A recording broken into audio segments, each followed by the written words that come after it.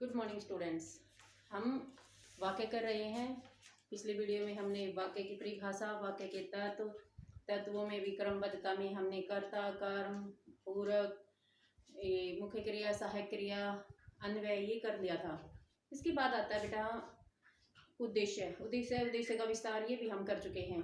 उद्देश्य कर्ता को ही कहते हैं, कर्ता ही उद्देश्य होता है। उसका विस्तार भी हम समझ चुके हैं कि कैसे होता है, कैसे उसकी मतलब रचना होती है उद्देश्य की। आज हम करेंगे उद्देश्य का विस्तार, विधेय और विधेय का विस्तार। अब उद्देश्य सबसे पहले हमने जानना था। उद्देश्य जान चुके हैं वैसे तो हम।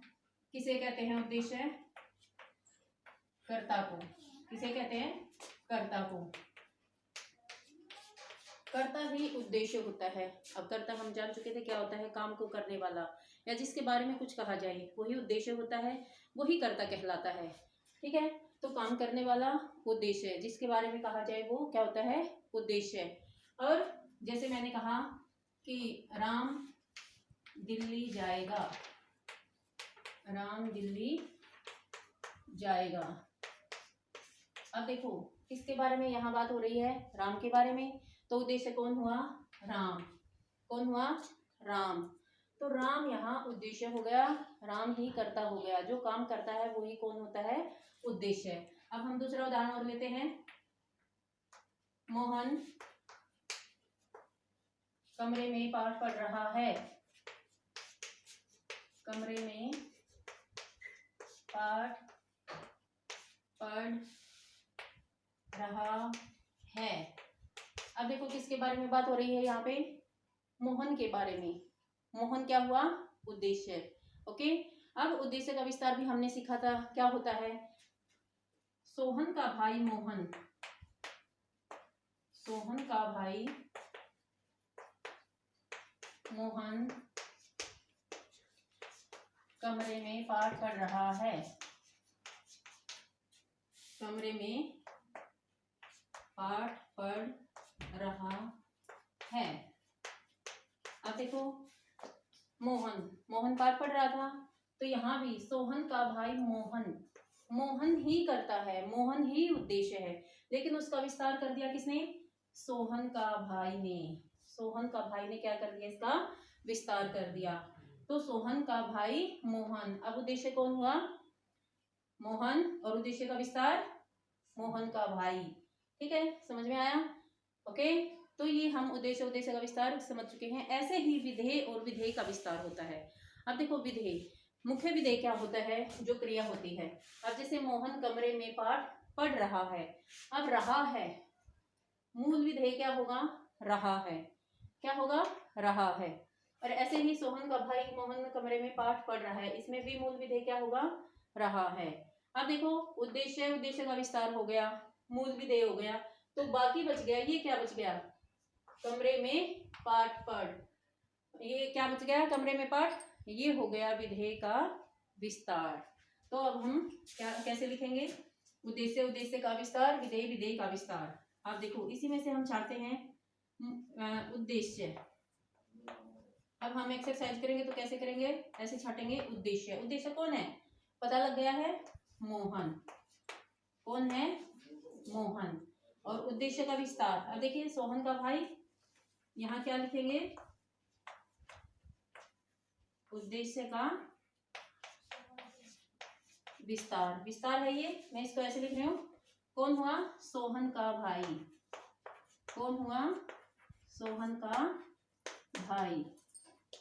अब ऐसे ही बेटा विधेय, रहा है, जो क्रिया होती है ना, जो सहायक क्रिया होती है वो ही क्या होता है? मूल विधेय। अब मूल विधेय क्या बना? रहा है, रहा है। ओके, और विधेय का विस्तार क्या बनेगा? बताइए। विधेय का विस्तार। अब देखो उद्देश्य का विस्तार हो गया, विधेय बच गया ये। तो विधेय का विस्तार क्या हुआ? कमरे में पाठ पढ़, कमरे में पाठ।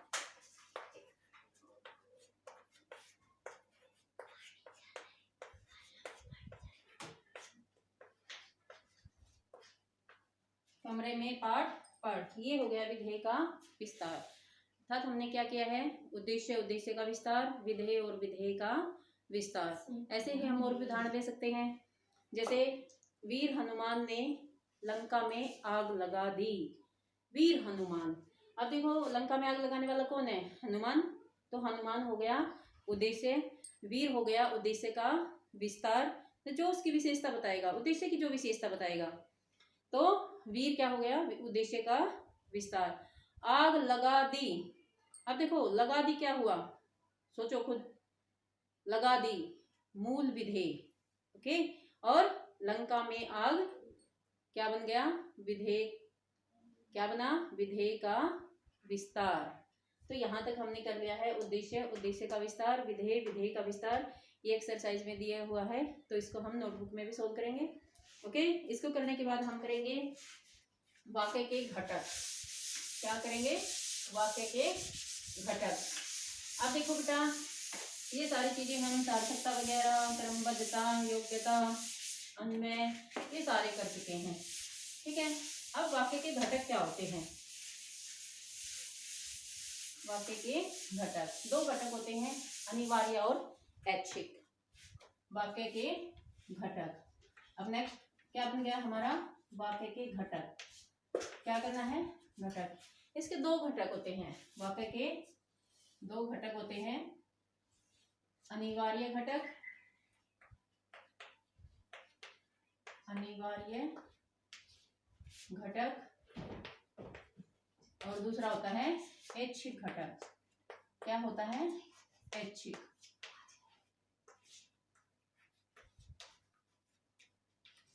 अनिवार्य घटक और ऐच्छिक घटक। अब अनिवार्य, अनिवार्य देखो, देखें वाक्य में जो चीजें जरूरी हैं, अनिवार्य, अनिवार्य का अर्थ क्या होता है, जरूरी। वाक्य में जो भी चीजें जरूरी हैं वो क्या होंगे, उसके अनिवार्य घटक होंगे। अब आप देखो, इतने देर से कई वीडियो आप देख चुके हो, कर चुके हो, उसमें खुद सोचो कि भाई जरूरी क्या है वाक्य बनाने के लिए। सबसे पहले कर्ता का होना जरूरी है, क्योंकि कर्ता नहीं होगा तो क्रिया क्या होगी, क्रिया नहीं होगी तो कर्ता क्या करेगा। तो मेन दो चीजें हो गई अनिवार्य घटक में, कर्ता और क्रिया। अनिवार्य घटक के अंतर्गत क्या आ जाएंगे, अंतर्गत कर्ता, क्या आएंगे, कर्ता और क्रिया, कर्ता और क्रिया, दो घटक हैं इसके, कर्ता और क्रिया। जैसे हमने कहा राम सोता है, राम सोता है, कर्ता और क्रिया। अब देखो क्रिया कौन सी है, सोना, सोने का काम कौन कर रहा है, राम। मतलब वाक्य कब पूरा होगा, जब वाक्य में कर्ता और क्रिया दोनों होंगे, ओके। तो ये क्या हो गया, अनिवार्य घटक, मतलब अनिवार्य घटक मिलके ही वाक्य पूर्ण होता है। राम कर्ता हुआ और सोता है क्रिया हुई, तो ये हो गए इसके अनिवार्य घटक, कि वाक्य बनाने के लिए कर्ता और क्रिया की आवश्यकता होती है, ओके। फिर आता है ऐच्छिक घटक, अनिवार्य, अनिवार्य जो जरूरी हो, ऐच्छिक जो इच्छा पर निर्भर हो। मतलब वो घटक अगर वो वाक्य में ना भी हो तो भी वाक्य पूर्ण हो, अगर वे वाक्य में ना भी हो तो पूर्ण हो, ठीक है। अब देखो हमने कहा कि राम सोता है, ये था अनिवार्य, ये है ऐच्छिक, ऐच्छिक घटक। ऐच्छिक नाम पर भी निर्भर है, इच्छा से। अब देखो जैसे आप एग्जाम देते हैं, उनके अंतर्गत आता है कि भाई पहला क्वेश्चन करो या दूसरा, या और अथवा से दिया जाता है। क्या आप दोनों करते हैं, खुद सोचो, क्या आप दोनों क्वेश्चन करते हैं, ऑप्शन है एक ही करते हैं ना, वो है ऐच्छिक, कि आप चाहे पहला करो या दूसरा करो। और कुछ पाठ में क्या दिया जाता है कि सभी प्रश्न अनिवार्य हैं, अनिवार्य मतलब जरूरी, कि सारे के सारे करने जरूरी हैं। तो अनिवार्य मतलब जो जरूरी है, ऐच्छिक मतलब जो अपनी इच्छा पर निर्भर है। अब देखो सभी बच्चे, जैसे आप ये ले लीजिए, चाय को ले लीजिए या नींबू पानी को ले लीजिए, चाय बनाना सभी को आता है। अब चाय बनाने के लिए क्या क्या चीजें जरूरी हैं, बोलिए बोलिए, चाय पत्ती, चीनी, पानी, दूध, ये चीजें जरूरी हैं, इनके बगैर चाय नहीं बन सकती, ठीक है। तो और ऐच्छिक घटक क्या होंगे, ऐच्छिक आप अपनी मर्जी से इसमें तुलसी के पत्ते डाल सकते हैं, लौंग इलायची डाल सकते हैं, अदरक डाल सकते हैं, ठीक है ना। अगर आप इन चीज़ों को ना भी डालें तो चाय बन जाएगी, दूध से, चीनी से और चाय पत्ती से बन जाएगी। वो अनिवार्य है कि चाय बनाने के लिए वो चीज़ें आवश्यक हैं। लेकिन ऐच्छिक, ऐच्छिक मतलब अपनी मर्जी से आप उसमें ये चीज़ें डाल सकते हैं। ये चीज़ें कौन कौन सी? अदरक, तुलसी, लौंग इलायची, जो भी वो चीज़ें हैं वो आ गई ऐच्छिक। मतलब उनके बिना भी चाय बन सकती है। ऐसे ही वाक्य बेटे कर्ता और क्रिया के बगैर नहीं बन सकता है। इसके बगैर वाक्य पूर्ण नहीं होगा। ओके। और ऐच्छिक जो इच्छा पर निर्भर है, अगर इसमें हम विशेषण, क्रिया विशेषण, कारक ये भी मिला दें तो, अगर मिला दे तो ठीक है, नहीं मिलाए तो भी ठीक है, वाक्य पूर्ण होगा। ठीक है ना। अब जैसे राम सोता है, अब मैं कह दूं राम ने हिरण को बंदूक से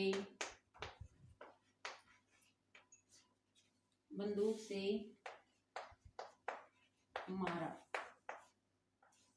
अब देखो मैं ये भी कह सकती थी राम ने हिरण को मारा, कह सकती थी राम ने हिरण को मारा।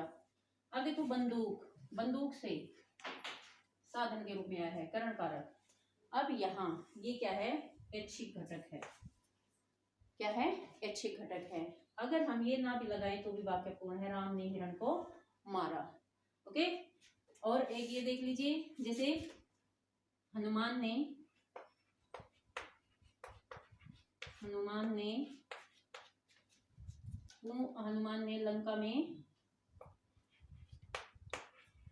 लंका में पूंछ से आग लगा दी। पूंछ से आग लगा दी। अब देखो अगर हम ये कहें हनुमान ने आग लगा दी, हनुमान ने लंका में आग लगा दी, हनुमान ने आग लगा दी, यहाँ भी वाक्य पूर्ण है। अगर हम ये लंका में पूंछ से ये ना कहें तो भी हमारा वाक्य पूर्ण है। तो हमने यहाँ तक किए हैं। देखो उद्देश्य, उद्देश्य का विस्तार, ठीक है, विधेय, विधेय का विस्तार, ठीक, और वाक्य के घटक। घटक दो तरह के बताए, अनिवार्य और ऐच्छिक। अनिवार्य जिनके बगैर वाक्य पूर्ण नहीं होता है, ऐच्छिक जिनके बगैर वाक्य पूर्ण होता है, उस पर कोई प्रभाव नहीं पड़ता। तो ये हम कर चुके हैं। तो इनको हम नोटबुक में भी नोट डाउन करेंगे और अच्छे से लर्न करेंगे। और जो एक्सरसाइज दी है उसको अच्छे से आपने मतलब प्रिपेयर करना है। अगर कोई प्रॉब्लम आती है तो आप डिस्कस करें, कल ही बताएं। ओके।